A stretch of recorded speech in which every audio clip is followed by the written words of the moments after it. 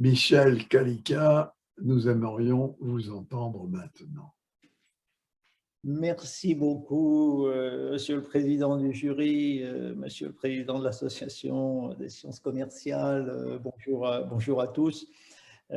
Merci pour cette reconnaissance. Si j'ai réussi à faire travailler les collègues, c'est déjà un grand mérite. Ceux qui nous écoutent aujourd'hui vont probablement s'en réjouir.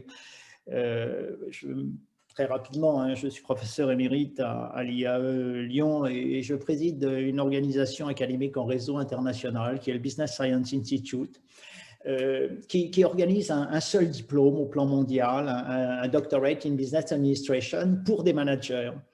Et cet institut fédère plus d'une centaine de professeurs. Et nous avons créé une collection d'ouvrages, environ 30 ouvrages, et cet ouvrage est une des publications des éditions EMS. Et j'ai eu le plaisir de coordonner cet ouvrage, et j'ai bien noté qu'il est assez exceptionnel pour votre académie de primer un ouvrage collectif, et je comprends tout à fait le sens de cette remarque. En effet, plus d'une trentaine, 31 professeurs et docteurs du Business Science Institute ont contribué à cet ouvrage, et au risque de vous surprendre, je vais vous dire que cet ouvrage, finalement, c'est la conséquence positive de la crise de la Covid-19. C'est au moins une conséquence positive. En effet, il y a un an maintenant, on était dans la situation du premier confinement. Là, on vit le deuxième et prochainement, on aura l'occasion de mener de nouvelles recherches sur le troisième confinement. Donc, il y a un an, j'ai eu deux convictions en tant que coordonnateur de cet ouvrage. La première conviction, c'était que cette crise allait avoir un impact durable sur le management des entreprises, le management des organisations. Et je souscris tout à fait aux remarques qui ont été formulées précédemment, phénomène d'accélération, mais dans certains cas également rupture mentale, notamment de la part des dirigeants. Donc, cette crise allait avoir un impact, c'était ma première conviction. Et puis, ma deuxième conviction, c'est que le rôle des docteurs du Business Science Institute et le rôle des professeurs, c'était quand même de réfléchir. Notre métier, c'est de produire, c'est d'enseigner, c'est de réfléchir. Et donc, il convenait de lancer un projet collectif immédiatement. C'est ce que l'on a fait, un projet collectif qui visait à réfléchir sur les conséquences de cette crise sur nos pratiques managériales dans toutes les organisations. Et donc, ce que l'on a fait, c'est qu'on a lancé des enquêtes auprès de nos réseaux de managers et on a fait un appel à communication auprès de l'ensemble des professeurs qui travaillent dans cet institut en réseau. Et cet ouvrage est donc une réaction à chaud, à la fois des managers et des académiques, des universitaires, puisque l'ouvrage a été lancé au mois de mars et il a été produit par EMS au mois de septembre de l'année passée. Et cet ouvrage donne un panorama de l'ensemble des impacts de la crise sur le management des entreprises. Alors, c'est un peu difficile de présenter en quelques minutes le contenu de cet ouvrage, dans la mesure où le contenu de l'ouvrage est caractérisé par une grande diversité, bien évidemment, mais il y a 4 grandes parties. La première partie sont les enseignements des enquêtes. Vous l'avez dit, et je n'ai pas à le redire, il y a eu des enquêtes quantitatives, des enquêtes qualitatives qui ont été menées auprès de dizaines, de centaines de répondants, des managers français bien sûr, mais aussi internationaux. Et là, les collègues Moscarola, Deschamps, Laval du Désert, Führer ont analysé les données collectées. Et ce qui ressort, bien évidemment, c'est le bouleversement dans le domaine du management pour des managers qui étaient à l'époque confinés. C'est les notions, les concepts de résilience qui réapparaîtront plus tard sont mis en exergue. Et puis, la question du télétravail qui a été évoquée précédemment, elle ressort à l'évidence comme une leçon de la crise. Et le rôle des technologies, et ça c'est un point très important, dans le travail à distance est bien sûr mis en exergue par certains professeurs. Moi, j'ai conclu sur le fait que finalement, du point de vue du management à distance, il fallait remercier, et c'est ma formule introductive, remercier la Covid-19. Ça me semble être une des conséquences. En effet, un accélérateur de tendance, mais un très fort accélérateur. Ça, c'est la première partie de l'ouvrage, les enseignements des données. Et les collègues, les professeurs ont aussi réfléchi à partir de leur connaissance du secteur de la santé, sur tous les fonctionnements, j'allais dire les dysfonctionnements qui caractérisent le secteur de la santé.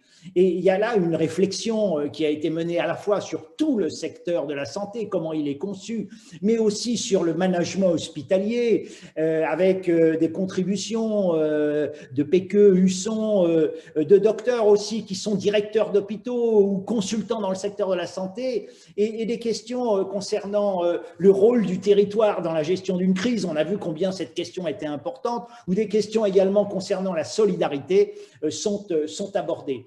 Et il est très clair que, il faut l'espérer, que le management des organisations de santé sera durablement modifié par la crise actuelle.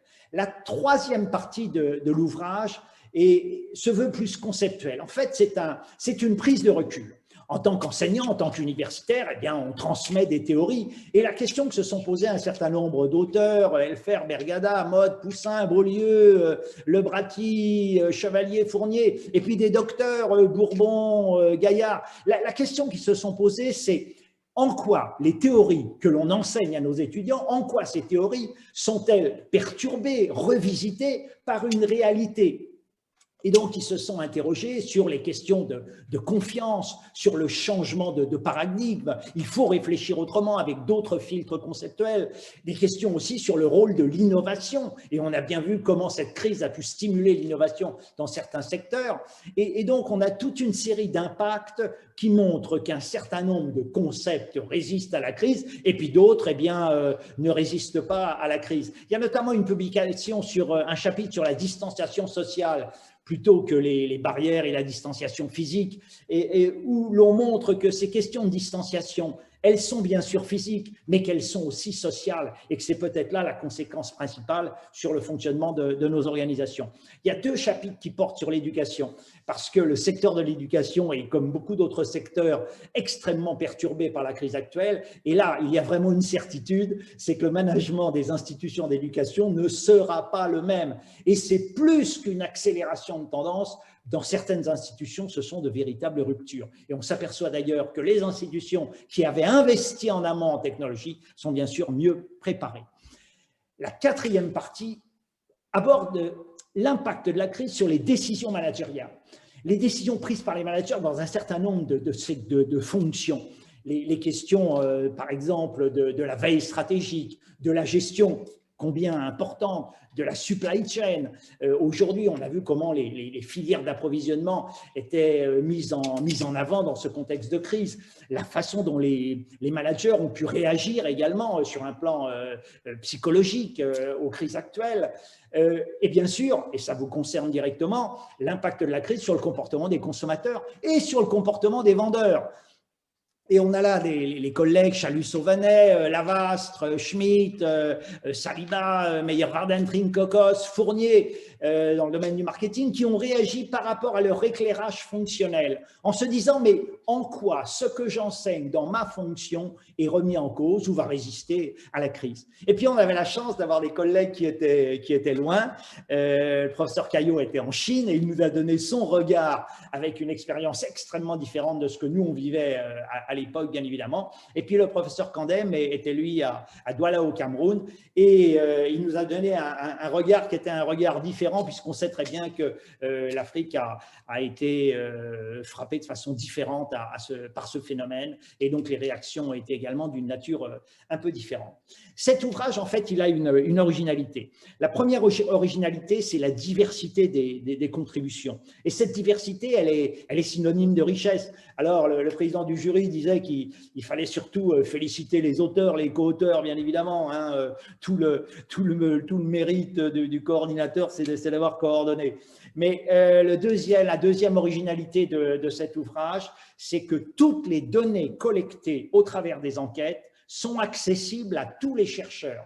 Là, c'est tout le mérite de Sphinx, le logiciel développé par le professeur Moscarola, qui met en libre accès toutes les données. Tout un chacun peut consulter à partir des URL qui sont dans le livre les données de l'enquête. Et puis le dernier point, et c'est peut-être pour une organisation en réseau, une organisation académique en réseau comme le Business Science Institute, c'est que ce livre, c'est le résultat d'une mobilisation collective. Une mobilisation collective d'auteurs, professeurs, docteurs. Là, j'ai une page.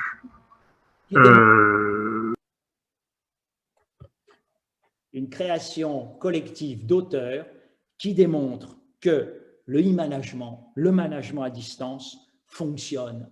Et de ce point de vue-là, la crise de la Covid-19 a été plus efficace que les directeurs des systèmes d'information, que les enseignants en système d'information, qui depuis 20 ans indiquent que l'on peut manager à distance. Le terme e-management remonte tout simplement à 2000 au travers d'un article « Le management est mort, vive le e-management ». Donc, merci à la Covid-19, merci au jury de l'Académie des sciences commerciales d'avoir reconnu ce travail collectif qui est le fruit du travail de mes collègues. Merci à vous.